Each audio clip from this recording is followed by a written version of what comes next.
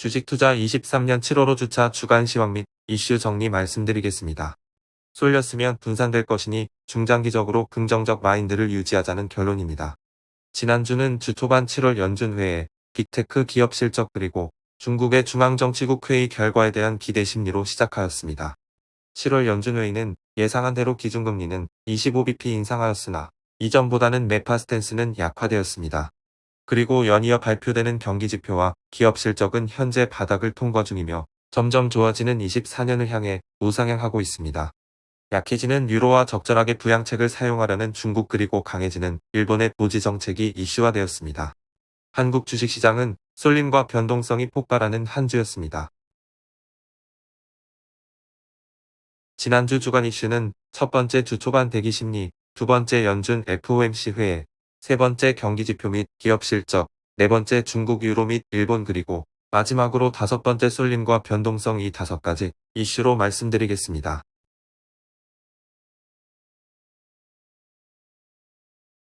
주 초반 중국 경제당국은 부양책 추진 계획을 거론했으나 중앙정치국 회의를 앞두고 대기 심리가 작용했습니다. 미국의 통화정책도 7월 FOMC 경계감으로 주 초반 대기 심리가 작용했습니다. 시장은 7월 금리 인상을 대부분 반영했으며 7월 이후 추가로 인상을 1회 반영하고 있습니다. FOMC 앞두고 강한 경제지표 속에 금리 인상 종료 기대 희석되므로 피벗 기대가 약해졌습니다. 시총 50% 규모 실적 발표 집중됨으로써 주 초반 마이크로소프트, 알파벳, 메타 등 빅테크에 대한 실적 경계감이 작용했습니다. 분석 및 향후 예상 말씀드리겠습니다. 중국의 중앙정치국 회의, 미국 연준 회의, 그리고 기업 실적에 대한 기대감 또는 불안 심리로 주 초반 주식시장은 눈치 장세였으나 대다수의 이슈들이 시장이 예상한 수준에서 결과가 나왔습니다. 향후 경기, 기업 실적 그리고 주식시장의 중장기적인 흐름도 꾸준히 그러나 천천히 우상향할 걸로 예상합니다. 7월 연준 회의는 기준금리는 25bp 인상하였으나 이전보다는 매파 스탠스는 약화되었으며 9월 금리 인상 여부는 향후 데이터를 강조하였습니다. 그리고 연내 인하는 없을 것이라고 강조하였습니다. 경제에 대한 평가는 고용시장은 매우 타이트하고 더 이상 경기 침체는 예상하지 않고 있습니다. 그러나 인플레이션의 반복적인 회복력의 경계감을 드러내었습니다. 시장은 9월 동결 후 긴축 중단에 무게를 두고 있습니다. 분석 및 향후 예상 말씀드리겠습니다. 연준은 9월에 동결할 걸로 예상합니다. 그러나 향후 물가와 고용 데이터에 따라서 긴축의 긴장감을 놓지 않으려고 할 것입니다. 혹시 9월 또는 11월에 금리를 약간 인상하더라도 살아나는 경기와 기업 실적 기대감이 더 이상 연준의 긴축 모드에 관심을 덜 가질 것으로 예상합니다. 점점 더 연준에 대한 기대감은 금리 인상보다는 양적 긴축을 언제 줄일 것이냐의 이슈로 넘어갈 것으로 예상합니다. 아마 23년 말에는 양적 긴축을 줄이기 시작하거나 최소한 그 일정에 대한 논의는 시작할 걸로 예상합니다. 유로존 7월 제조업 PMI는 침체 수준으로 하락하였으며 미국 PMI도 5개월 내 최저 수준입니다. 그래도 주요 투자자와 경제학자들은 12개월 내 침체에 빠질 위험은 낮아졌다고 평가하였습니다.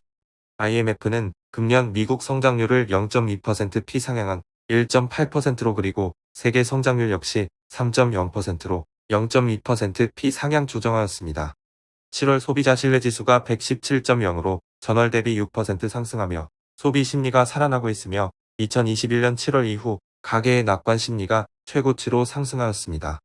미국은 2분기 GDP가 연율 2.4%로 증가하여 컨센서스를 상회하였으며 재고 감소, 투자 확대 등 내용도 좋아서 강해도 너무 강한 경기임을 보여주었습니다. 연준이 선호하는 6월 PCE 물가 지표가 둔화했다는 소식이 발표되었습니다.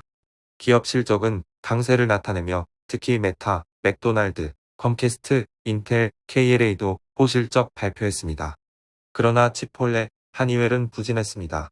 실적이 주요 변수로 부각되면서 실적 발표 내용에 따라 업종 및 종목 간 온도차가 크게 나타났습니다.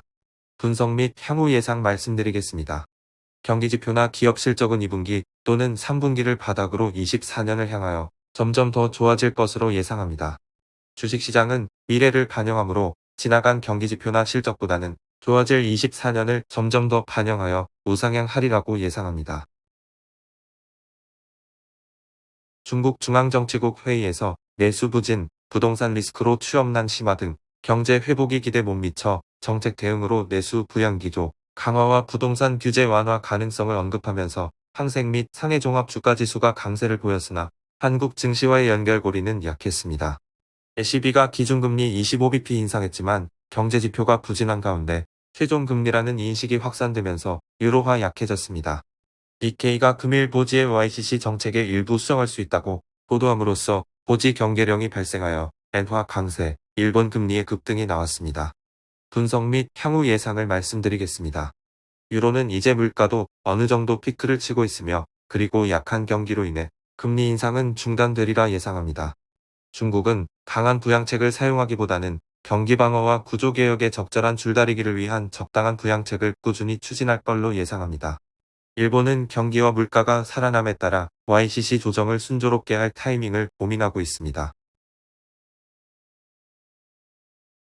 수급이 주가의 주요 변수로 부상하면서 2차 전지가 수급 블랙홀로 작용하고 있습니다.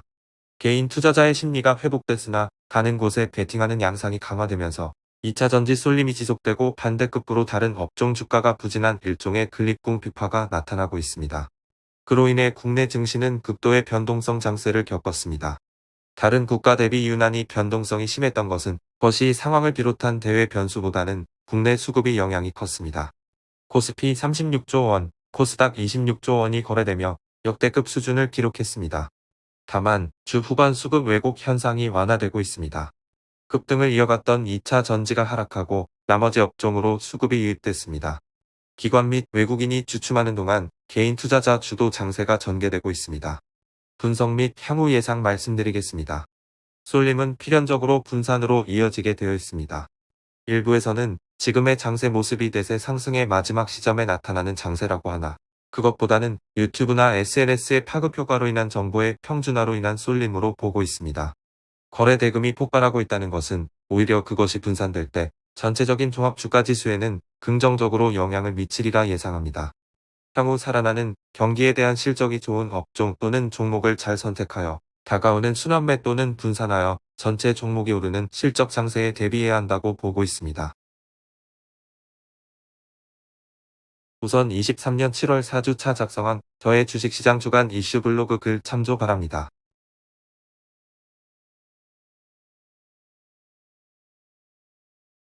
저 글 이후 약간 반등 후 조정 즉 횡보장세가 연출되었습니다.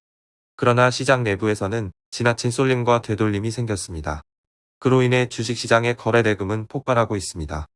현재 매수는 조심하면서 관망해야 되나 중장기적으로 매도 시점은 아니라고 생각합니다. 그리고 향후 2차 전지 이후에 부각될 실적이 좋아지는 업종 또는 종목을 발굴하여 저가 매수하는 전략이 좋아 보입니다. 현재 특별하게 전략을 바꿀 만한 이슈는 없는 걸로 보입니다. 지난주와 동일하게 계속 홀딩 전략 유지합니다. 감사합니다. 다음 주도 항상 행복하시길 기원드립니다.